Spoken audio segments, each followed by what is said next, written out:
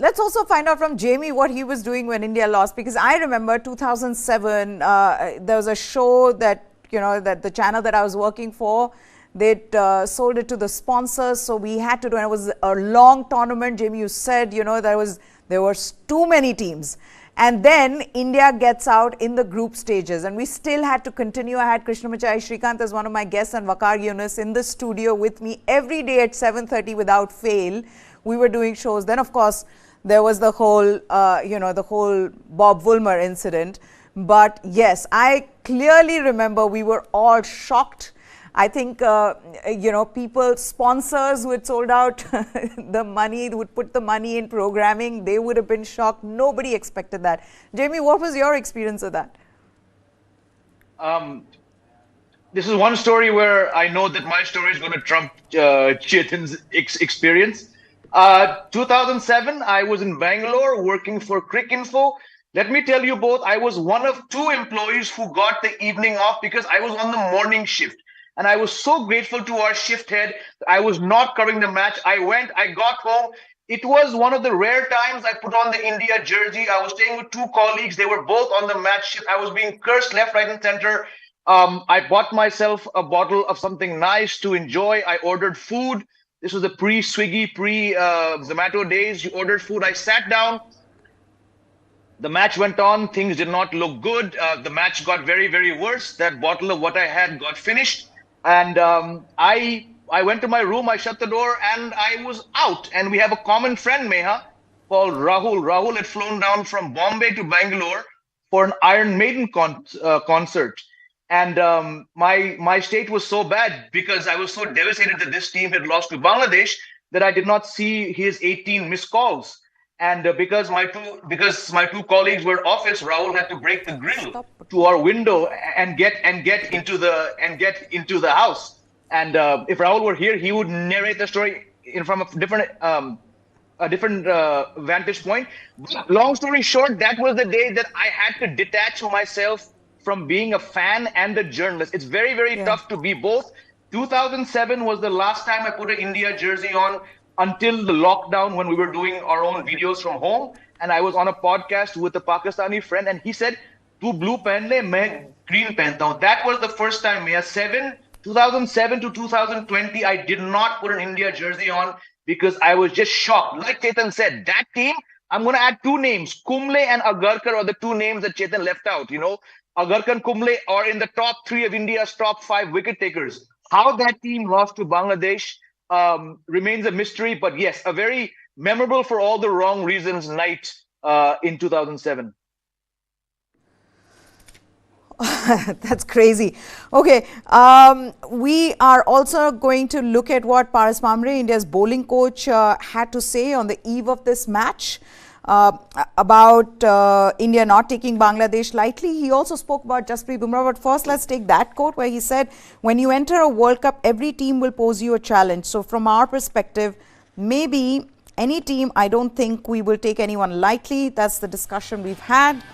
That's one of the points that we spoke that can happen, but from our point of view, every game, because we're the only side playing on 9 different teams on 9 different venues, 9 different surfaces that offer different challenges for us. This is in fact the other quote that we're playing right now. I was reading another one, but yes, this is about Jasprit Bumrah. It has been tough. The last couple of years, it's been really tough. It's tough to miss out on someone like Bumrah. You've seen him in the last 3 games that he's played, what he brings to the table. He's a world-class bowler. He gives you that breakthrough that you require in the power plays. He's well adapted to bowl in the middle overs, and he is a top gun death bowler. We really miss him. This is the quote by Paras Bhamre. And yes, how important has Jasprit Bumrah's comeback been, Chetan? To see that, it's one thing that you come back after an injury, but to be able to make an impact straight away and impact the game in such a way that you're right at the top, the highest wicket taker for India in the tournament, it's incredible. And yes, once again, India hugely dependent on him because Mohammad Siraj still had off days, but Jasprit Bumrah has been on the button from the first game. Well, it's been massive, Bumrah's what can I say? I mean, when he's injured, I think the good part is that his brain keeps on thinking and working. He knows when he's going to come back, and once he comes back, what more he can do in terms of his bowling, what he can add to his bowling. And he's had almost a year off, because of that injury. And because of that injury, he was able to, I think, devote more time to perhaps thinking out his dismissals, thinking out his variations, because now that he's come back and the repertoire he's shown us, oh my God, that's wonderful. He's added two things. One of them, obviously, the ability to seam the ball in, not just take it away, seam the ball into to the right-hander or take it away from the left-hander and mix it up, getting that extra, I would say, seam movement with the new ball on these surfaces. That's really, really important because he's that skittish type of bowler. And the other thing, I think, from the Pakistan game, if you can take that, like you mentioned, if he gets that off-cutter going in a seam-friendly position, then he will get a lot more purchase on tracks like these. So these are just two of those things. I'm sure he's added more, and we'll find out more and more as the tournament goes on, as he takes more and more wickets. But what a brilliant bowler, a clutch bowler for India, tough conditions, tough situations, and he rises to the fore. And let me just add, yes, Siraj has obviously not come to the fore, but Mohammad Shami has been added as the 12th man in the side today. I've just heard that. He's the 12th man in the side, India's side today. So could he get a look in, a short look in? Maybe. We'll just have to wait and watch. It's not going to be a toss-up between Shardul and Ashwin anymore today. It's going to be a toss-up between Shardul and Mohammad Shami. What about getting Mohammad Siraj some rest, Jamie, and then getting in Mohammad Shami in place of Mohammad Siraj? Why not? I mean, there's every possibility, but like I said yesterday on the preview show, I don't think 3 matches is time to start the rest and rotation. Yes, Mohammad Siraj, like we discussed yesterday, he had 2 poor matches, but I believe he did pretty well against Pakistan, getting those 2 wickets. I just think 3 matches in is too early for them to start, worrying about Mohammad Siraj. But yeah, I mean, if Mohammad Shami has been named as the 12th man, that's a massive indication from less than 24 hours ago when we were discussing this same topic. It's likely. I just don't think it'll happen. It'll happen just yet. But who knows? We'll know any minute now. Let's also talk about the impact that Kuldeep Yadav has had, Chetan. We knew that he was, in these conditions, he was going to make the biggest difference when it comes to India and their bowling in the middle overs. But to be able to do it in such a way against teams like Pakistan, against teams like Australia, it's been great to watch. And do you see him, given how well he's bowling, that he could be India's highest wicket taker by the end of this World Cup? Jamie believes so, but I think Jasprit Bumrah will be India's highest wicket taker in this World Cup. I think he's just bowling phenomenally well. Kuldeep Yadav, obviously, he's a great bowler. He's turned a corner in terms of his mentality, in terms of his spin and variations. But I think he might just be the second highest wicket taker for India. I don't see anybody trumping Jasprit Bumrah the way he's bowling. But on this pitch today, I think he'll have his task cut out. It's an absolutely belter of a wicket. India is playing it very, very cleverly, considering this opposition conditions. They've planned this World Cup to an absolute T. It's a hard batting wicket today, negating Bangladesh's spinners. And that's the reason why Shami has been included in the 12. If at all, it will be Shardul or Shami. There's no way Ashwin is playing. So India's going in with just the 2 spinners. And obviously, Jadeja on a day, on a batting surface, he's not likely to get too much turn. But it'll be a bigger challenge for Kuldeep Yadav. Out of the 2 Indian spinners, if anybody can get turn today, it'll be more Kuldeep Yadav than Jadeja. Okay, so the other news that that is coming from Pune is that Shakib was seen inspecting the pitch just a while back. So that is an indication that he could be playing today. But this is what Sanjay Manjrekar and Irfan Pathan said about the pitch. They said this is a good pitch, has a history of a lot of runs. It's a pitch where the seamers wouldn't mind bowling first up or maybe under lights as well. I don't see a turner. Definition of true pitch, you can bat really well. If you are a quality fast bowler, you get something out of it as well. It's a black soil pitch. There's grass covering, which is not green. It'll hold the pitch nicely. High scoring pitch for sure. I'll use the bouncer very regularly on this pitch. You can play shots on the up. If anyone will get turned, it is Kuldeep Yadav, just like Chetan had said as well. But Jamie, that's the other thing, that there is every possibility that India might go in with Mohammad Shami and in place of Shardul Thakur, given that, you know, this pitch is going to be flat. I think India, in the kind of form their batting has been in, would, you know, fancy their chances and maybe go one batsman shot or one all-rounder shot and just put in Mohammad Shami. Again, there's every single chance that Mohammad Shami does play, because if the spinners aren't going to do anything, you know, there's no Ashwin. The major news is that I just saw that Shakib has not come for the toss. So that's a massive blow. Whatever fight I personally believe was in this Bangladesh team, it was going to come from the combination of Mushfiqur, Shakib and Mehdi Hassan Miraz. If you're only, to my mind, having 3 players who can do something, now you're down to 2. Absolutely good luck. Unfortunately, this looks like another utter one-way match. I'm very, very keen to see what happens. But again, we'll know any minute now. But now, in the last 5 minutes, since we saw that 12th-man name being locked in as Mohammad Shami, every chance. And I'll go back to something that I said yesterday. If Shardul Thakur is only bowling 8 overs in 2 matches, you need him. You may as well risk not having the batting option and play Mohammad Shami. So, could be. Okay, so the big breaking news is that at the toss, there is no Shakib Al Hasan, which means that it's a massive blow for Bangladesh. We know the kind of impact that he has had for this team. If he doesn't play, how good will Bangladesh be against India? So that's one thing.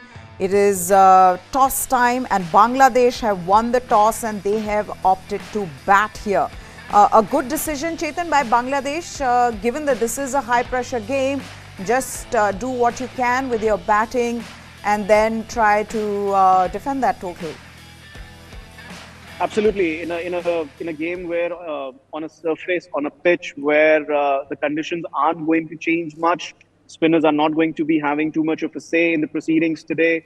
Under lights or in the afternoon, the pitch is going to play pretty much the same. It's going to be an absolutely batting track. I think Bangladesh's best chance is to put a good score on a batting belter. You can, with a good batting performance, stretch it out to 300, 320. And then, as we have seen, the Indian top order can sometimes lose quick wickets. We discussed yesterday how, you know, only the 4 batsmen have batted. Number 5, yes, KL Rahul has had 1 innings. Number 6 hasn't had a hit yet. So you can put the Indian middle order under a bit of a pressure. When chasing 300, if you're 30 for 3, any team in the world will be under pressure. So the best way for Bangladesh today to put India under pressure is put 300 runs on the board and then hope for some bowling magic from Mr. Mustafizur Rahman under lights. Hurt the Indian top order. He's a left-arm pacer. He will also, take his chances against the Indian top order, who has a frailty against left-arm pacers. So remains to be seen. But I think the best decision for Bangladesh. Okay, so this is the news coming from the MCA Stadium in Pune, where India are playing Bangladesh. Bangladesh have won the toss. They've opted to bat first. This is a flat pitch, short boundaries, and we'll soon find out. India's playing 11, but Najmul Hussain Shanto, he came out at the toss because Shakib Al Hasan, the captain, is still injured, and he said at the toss that it's a proud moment for me and my family, and he said it looks like a fresh wicket. If we put up some good score, it'll be good for the team. He also spoke about Shakib Al Hasan. He said he is struggling a bit. Nasoom is coming in for him. And then he talks about how there have been some great memories against India that Bangladesh have. Hopefully, we continue our form. I hope it'll be a great match. We love to see the crowd. Hopefully, they'll support both teams. So, yes, that's one change. And the other change is that Hassan has come in for Taskin Ahmed, who was struggling with the ball. So, that is what Bangladesh have done. Interestingly, Rohit Sharma at the toss, Jamie also said that they would have bowled first. So it's a win-win for both these teams. And I think with that, I'm convinced that India are just going to chase throughout this tournament. They're also unchanged. Same team. Okay, so they are playing the same team. Rohit Sharma at the toss said, I would have bowled first. It's working at this point of time. Don't see any reason to change it. That's important in this World Cup, keeping everybody in good space. He says the boys are in good shape, good mental space as well, and enjoying the cricket so far. So good. We want to continue this momentum. Yes. Go ahead, Jamie. Yeah, so again, it's unchanged, which is what we pretty much predicted yesterday in the preview show. Chetan mentioned yesterday, and a few minutes ago, he said, 12th man is Mohammad Shami, but the status quo has been maintained. There are no changes. What this does is probably indicate us that Shami will probably come in for the New Zealand match. I maintain he plays minimum two, maximum three in this World Cup in the league stage. Looks like that's probably there. But just to follow up on what Chetan was saying before the toss and lose game, definitely Bangladesh's best chance is to bat. Do they have the batting to get to 300? Yes, in theory. But in this World Cup, do they have the batting? I just don't think so. And like I said, when you lose someone of the stature of Shakib Al Hasan, who in the last World Cup I think he got to 600 odd runs, if not, 570, 580. It's just a massive blow, Is he scoring runs right now? No. Is he running through sides? No. But he's Shakib. How this team fares with Najmal Hussain Shanto as captain, tactically making field changings, it's such a massive factor for these, I want to use the word middling teams here. I just feel that if they get anything 250, 260, just not going to be enough with this bowling attack against this batting team. Yeah, clearly the injury is bad and they don't want to risk him, given that there are other matches, that they have to play. But Chetan, just looking at the Indian team, no changes. Maybe that is the right way to go. I know we were saying that will they try Mohammad Shami, and because he was the 12th man. But Rohit Sharma making it very clear that what's not broken, why change it? If it ain't broke, wala. That's the scene that he said. That look, everybody is in good space. Everything's working at this point of time. So why change it? How right is he with this, given the conditions in Pune? Oh, no, it's absolutely the right call. I mean, Mohammad Shami, you always leave that 1% of doubt in terms of, obviously, Indian cricket, so we need something to talk about, right? But even in terms of the team selection, you leave that 1%, that last moment call up, by making Shami the 12th man. What the Indian team said, that, okay, if there is a last minute pull out from amongst our pacers or amongst our bowlers, Shami comes in, because we don't want a spin heavy attack today, given the conditions, given the pitch, given how it's supposed to be batting friendly. We do not want a spin heavy attack. There's no way Ashwin comes. So when you name somebody a 12th man, he prepares himself almost as if he's going to play. And obviously with Bangladesh batting first, Shami would have had to warm up and everything, etc.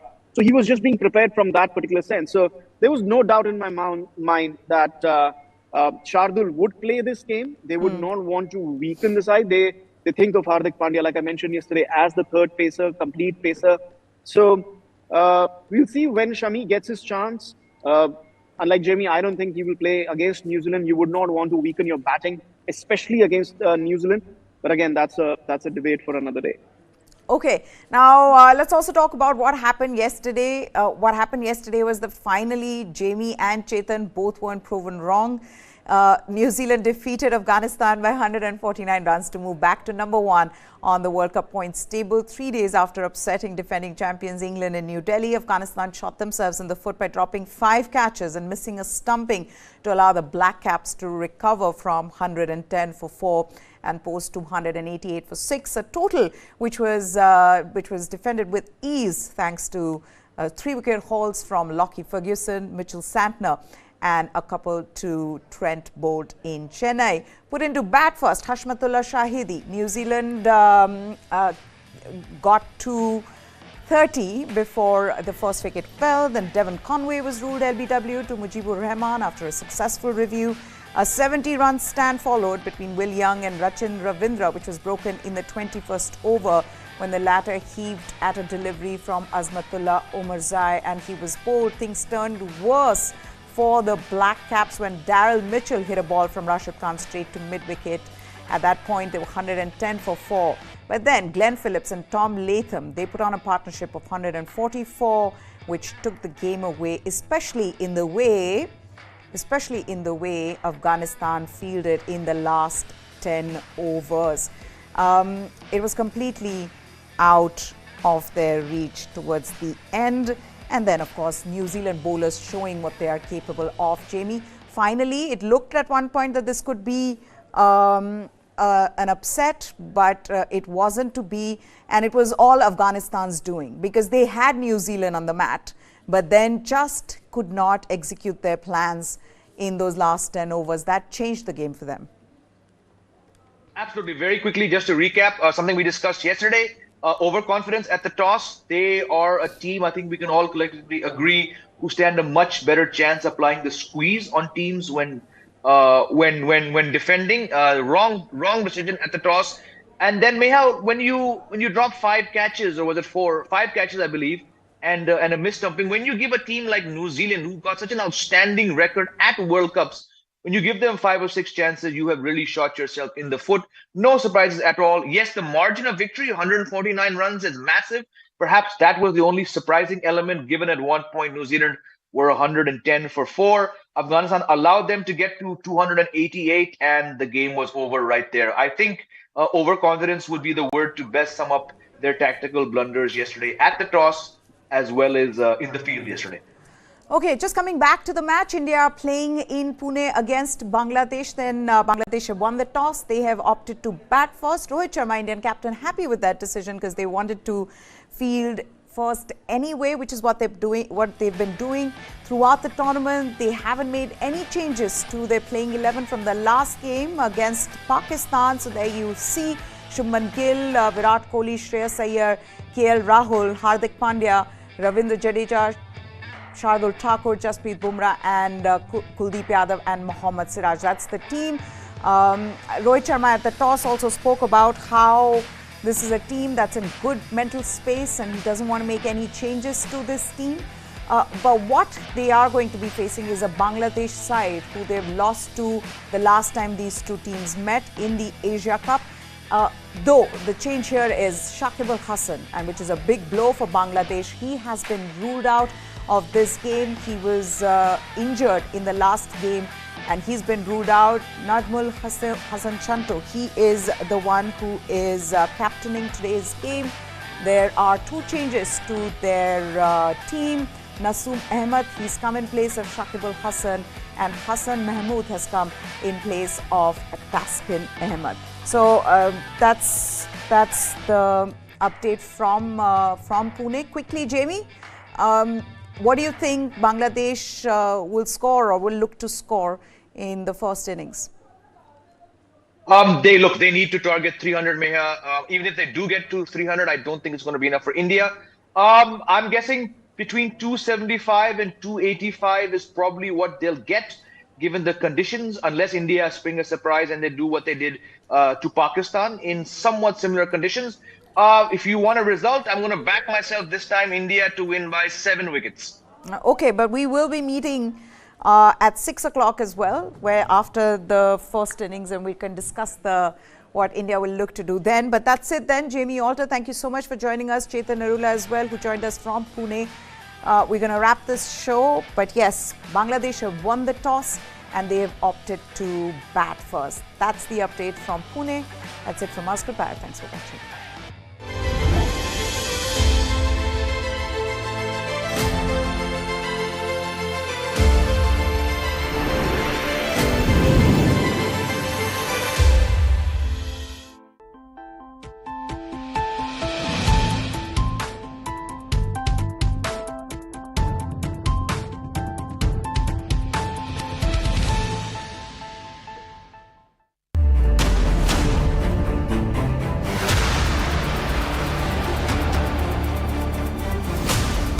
BrahMos. Stealthy, lethal, precise. It flies at 3 times the speed of sound and cuts through a warship like a hot knife through butter. China's navy has threatened its neighbors, and they are turning to the BrahMos for protection. The Warship Killer. This and more streaming on world's first news OTT, News 9 Plus. Download now.